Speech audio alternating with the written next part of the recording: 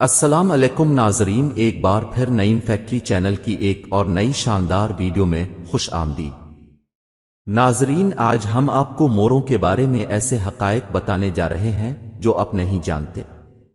ये ऐसे हकायक हैं कि आप सुनकर दंग रह जाएंगे। नाजरीन, इससे पहले हम आपको दुनिया के खूबसूरत तरीन मोरों के बारे में बता चुके हैं। अगर आपने वीडियो नहीं देखी तो लिंक डिस्क्रिप्शन में मौजूद है। उम्मीद करता हूं आपको वीडियो पसंद आएगी। तो शुरू करते हैं आज की वीडियो शुरू करने से पहले अगर आप हमारे चैनल में नए हैं तो हमारे चैनल को सब्सक्राइब करें और लाइक करें और बेल आइकन का बटन प्रेस करें ताकि आइंदा ऐसी मालूमाती वीडियोस का नोटिफिकेशन आपको मिलता रहे। फैक्ट 1। मोर, जिसे हिंदुस्तानी मोर भी कहा जाता है, बड़े और रंगीन परिंदे हैं जिनका ताल्लुक तीतर के खानदान से है।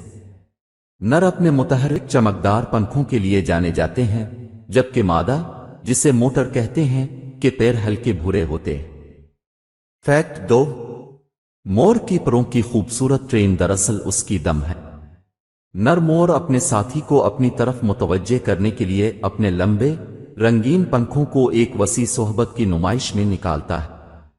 ट्रेन लंबाई में 5 फुट 1.5 मीटर तक पहुंच सकती है। फैक्ट 3।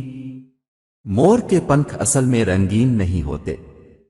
उनके पास खुदबीनी ढांचे हैं जो रोशनी को मुख्तलिफ और मुनकिस करते हैं, मुख्तलिफ रंगों की ज़ाहिरी शक्ल पैदा करते हैं। इस रुझान को इरेडिसेंस कहा जाता है। फैक्ट 4।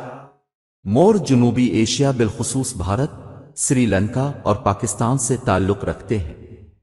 उन्हें दुनिया के बहुत से दूसरे हिस्सों में मुतारफ कराया गया है और अक्सर चिड़ियाघरों में और बागात में सजावटी परिंदों के तौर पर पाए जाते हैं। फैक्ट 5। मोर सब खुर हैं और उनकी खुराक मुख्तलिफ होती है। वो बीज, फल, कीड़े मकोड़े, छोटे रेंगने वाले जानवर और यहां तक के छोटे मुमालिया भी खाते हैं। वो अपनी मजबूत चोंचों का इस्तेमाल जमीन पर खाना खाने के लिए करते हैं। फैक्ट 6। मोर की ऊंची आवाज में मखसूस आवाज को अक्सर मोर की चीख कहा जाता है। ये आवाज साजी बुनियादी तौर पर अफजाइश के मौसम के दौरान मर्दों की तरफ से खवातीन को अपनी तरफ मुतवज्जे करने और इलाका कायम करने के लिए की जाती है। फैक्ट 7। मोर अपने बेहतरीन बसारत के लिए मशहूर है। उनकी दम के परों पर आंखों के धब्बे होते हैं जिन्हें ओसेली कहा जाता है, जिसे वो शिकारियों को उलझाने के लिए इस्तेमाल कर सकते हैं।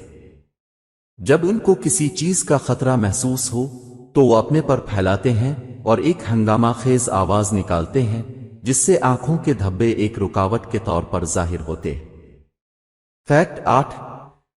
बहुत से दूसरे परिंदों के बरक्स मोर घोंसले बनाने के लिए मशहूर नहीं है।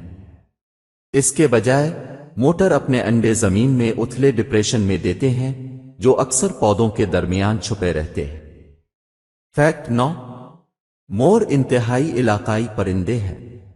वो अपने इलाके को कायम और दिफा करते हैं जो 2 से 6 एकड़ तक हो सकता है।